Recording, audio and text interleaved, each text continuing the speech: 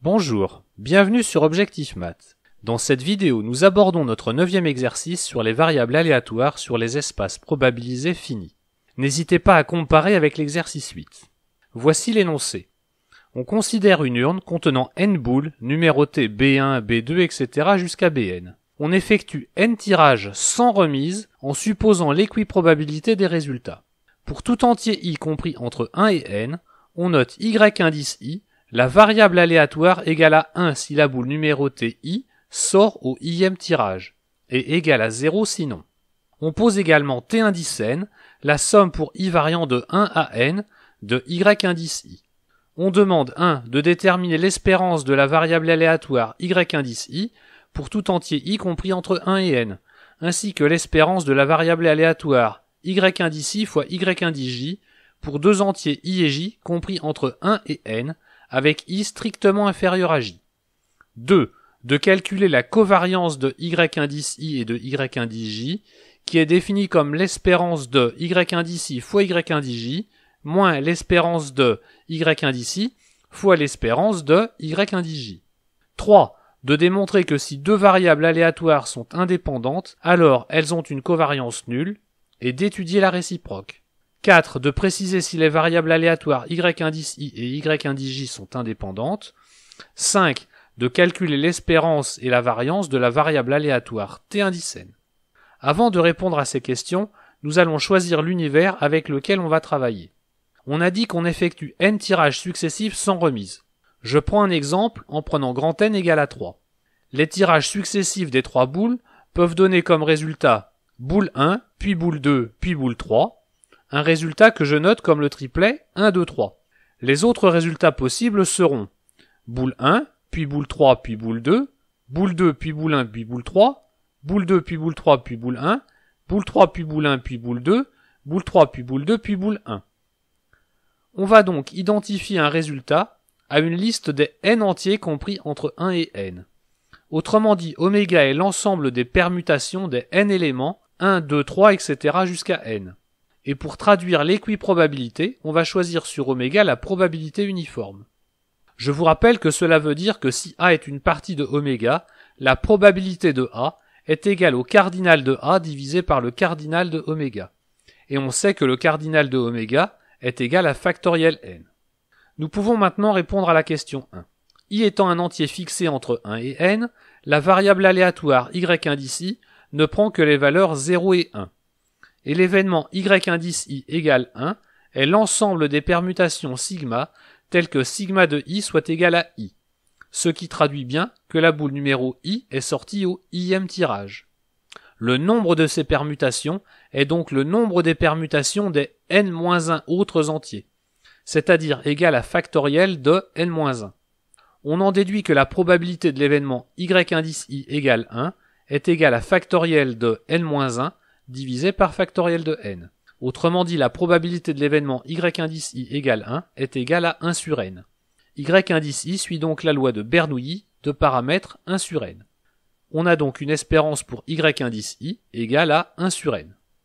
Calculons maintenant l'espérance du produit des variables aléatoires y indice i fois y indice j quand i est strictement plus petit que j. Comme y indice i et y indice j ne prennent que les valeurs 0 et 1, il en va de même de leur produit. Et l'événement y indice i fois y indice j égale 1 est égal à l'intersection des deux événements y indice i égale 1 et y indice j égale 1. Il est donc égal à l'ensemble des permutations sigma telles que sigma de i soit égal à i et sigma de j soit égal à j. Le nombre de ces permutations est le nombre des permutations des n-2 autres entiers. Il y en a donc factoriel de n-2. La probabilité de l'événement y indice i fois y indice j égale 1 est donc égale à factoriel de n-2 divisé par factoriel de n, qui se simplifie en 1 divisé par n facteur de n-1. Ainsi, y indice i fois y indice j suit la loi de Bernoulli de paramètre 1 sur n facteur de n-1. Et donc l'espérance de y indice i fois y indice j est égale à 1 sur n facteur de n-1. Il est maintenant facile de répondre à la question 2, qui consiste à calculer la covariance de y indice i et de y indice j. Cette covariance est égale à l'espérance de y1 d'ici fois y1 dj, moins l'espérance de y1 d'ici, fois l'espérance de y1 dj, qui est donc égal à 1 sur n facteur de n-1, moins 1 sur n au carré, que l'on peut réduire au même dénominateur, ce qui donne 1 sur n au carré facteur de n-1. Question 3 maintenant. Calculons la covariance de deux variables aléatoires indépendantes. Supposons que x et y soient deux variables aléatoires réelles, indépendantes, que l'on suppose bien sûr définies sur le même univers fini. On a vu au paragraphe 5 que dans ce cas, l'espérance de x fois y est égale à l'espérance de x fois l'espérance de y. Je l'ai faite dans le cours, je ne la reproduis pas ici. Libre à vous d'aller la voir. Comme la covariance de x fois y est égale à l'espérance de x fois y moins l'espérance de x fois l'espérance de y, on a alors directement que covariance de x et y est égale à 0. Nous allons maintenant étudier la réciproque. Si vous connaissez bien votre cours, vous savez déjà que la réciproque est fausse. Et pour le prouver, il suffit d'en donner un contre-exemple. Il y en a déjà un dans le cours, mais je vous en donne un autre ici. Je considère le couple de variables aléatoires défini par la loi de probabilité donnée par le tableau suivant. L'espérance de x est égale à 0 fois 2 tiers plus 1 fois 1 tiers, donc l'espérance de x est égale à 1 tiers. L'espérance de y est égale à 0 fois 1 tiers plus 1 fois 1 tiers plus 2 fois 1 tiers, donc l'espérance de y est égale à 1. Enfin, l'espérance de x fois y est égale à 1 fois 1 fois 1 tiers, plus 1 fois 2 fois 0, ce qui donne espérance de xy égale à 1 tiers, qui est bien égal à l'espérance de x fois l'espérance de y. Donc la covariance de x et y est nulle. Par contre, la probabilité de l'événement x égale 1 et y égale à 0 n'est pas égale à la probabilité de l'événement x égale 1 fois la probabilité de l'événement y égale à 0. Donc x et y ne sont pas indépendantes. La résolution de la question 4 est maintenant immédiate. On a vu que la covariance de y1 indice i et de y1 indice j est égale à 1 sur n au carré facteur de n-1, donc cette covariance est non nulle. Les deux variables y indice i et y indice j ne sont donc pas indépendantes. Question 5. Calculons l'espérance de t indice n. On a défini t indice n comme la somme des variables aléatoires y indice i pour i variant de 1 à n.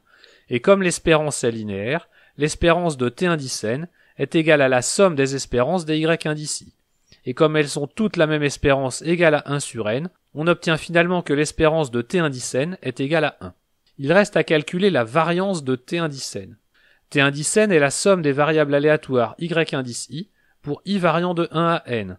Et la variance de t indice n est égale à la covariance de t indice n avec elle-même. La bilinéarité de la covariance donne alors facilement variance de t indice n est égale à la somme pour i variant de 1 à n des variances des y indice i, plus 2 fois la somme sur tous les indices i et j avec i strictement inférieur à j, de la covariance de y indice i et de y indice j. Sachant que les y indice i suivent la loi de Bernoulli de paramètre 1 sur n, la variance des variables y indice i est égale à 1 sur n facteur de 1 moins 1 sur n. Et on a vu tout à l'heure que la covariance de y indice i et de y indice j est égale à 1 divisé par n au carré facteur de n-1. En tenant compte du nombre de termes à ajouter, on obtient finalement variance de t indice n est égale à 1. On termine comme d'habitude avec une simulation de l'expérience en Python. Ligne 1.